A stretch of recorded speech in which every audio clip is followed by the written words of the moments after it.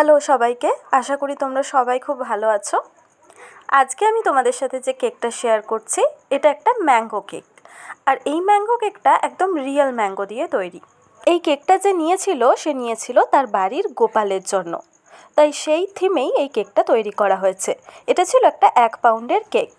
আর এটা 1 পাউন্ডের হলেও এটা আমি 6 ইঞ্চির টিনে বেক করিনি, এটা আমি 5 ইঞ্চির টিনে করেছিলাম, কারণ এটার যে রিকোয়ারমেন্টটা ছিল সেটাই ছিল যে একটু হাইটেড হবে কেকটা। আর এই কেকটা আমারই একটা কেক আগে আমি করেছিলাম, যদিও সেটা 1 পাউন্ডের ছিল না, ছোট কেক ছিল 1/2 পাউন্ডের। তো সেই ফটোটা দেখেই আমাকে বলেছিল যে ওই রকম করে দিতে। আচ্ছা, তারপরে আমি দেখো এখানে আমি ক্রিম দিয়ে তারপরে একটা ম্যাঙ্গো পাল্প দিয়েছি। ম্যাঙ্গো পাল্প না, আসলে ওটা ম্যাঙ্গো ক্রাশ আমি এই জন্য বলছি না, কারণ ওটা যে আমি এখানে যেটা ইউজ করেছি ওটা বাজারেরটা নয়। যেহেতু আমের টাইম, তাই জন্য আমি ম্যাঙ্গো পাল্প বের করে ওইটাকেই আমি বানিয়ে এখানে ইউজ করছি। আর তার উপরে আমি দিয়ে দিয়েছি রিয়েল ম্যাঙ্গো। আর এই আমগুলো কিন্তু প্রচণ্ড মিষ্টি আর খুবই টেস্টি খেতে। আমি এই জন্যই বলছি কারণ এগুলো সবই আমার গাছের আম।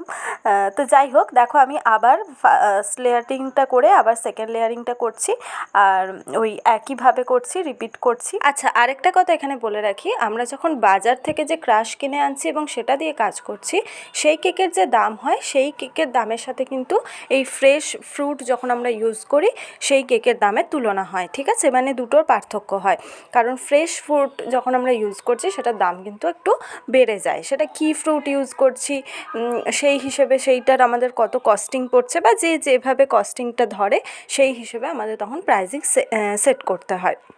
এই রকমভাবে কেকের টেস্টটা কিন্তু খুবই দারুণ হয়। তোমরা যদি কেউ ট্রাই করে থাকো তাহলে জানো, আর যারা করোনি তারা অবশ্যই এইভাবে কাস্টমারদের দিতে পারো বা ঘরের জন্যও করে ট্রাই করতে পারো। খুবই টেস্টি হয় খেতে। তবে অবশ্যই সেটা কাস্টমারের বাজেট অনুযায়ী কথা বলে নিয়ে সেটা করতে হবে। এই ফ্রেশ ফ্রুট ইউজ করা কেকগুলোর যদি খালি নিচে একটা বর্ডার আর উপরে একটা বর্ডার করে দিয়ে মাঝখানটা শুধু ফ্রুট দিয়ে কভার করে দেওয়া যায়, তাহলে সিম্পলের মধ্যে দারুণ একটা লুক আসে কেকের। আচ্ছা, আমি এখানে যেটা করছি দেখো, খুবই সিম্পল একটা ডিজাইন।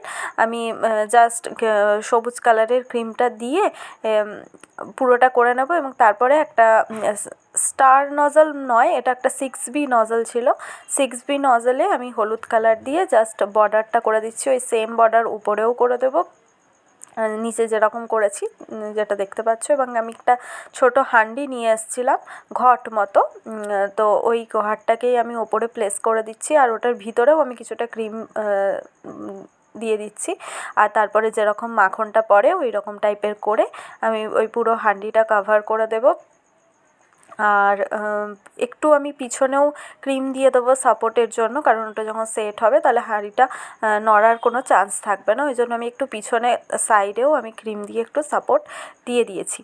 আর এরপরে আমি পাশে একটা ময়ূর পালক দিয়ে দিয়েছি, আর কিছু সিলভার সুগার বল দিয়ে আমি কেকটা কমপ্লিট করেছি। তোমাদের কেমন লাগলো অবশ্যই জানিও, আর ভালো লাগলে চ্যানেলটা সাবস্ক্রাইব করে পাশে থেকো। ধন্যবাদ।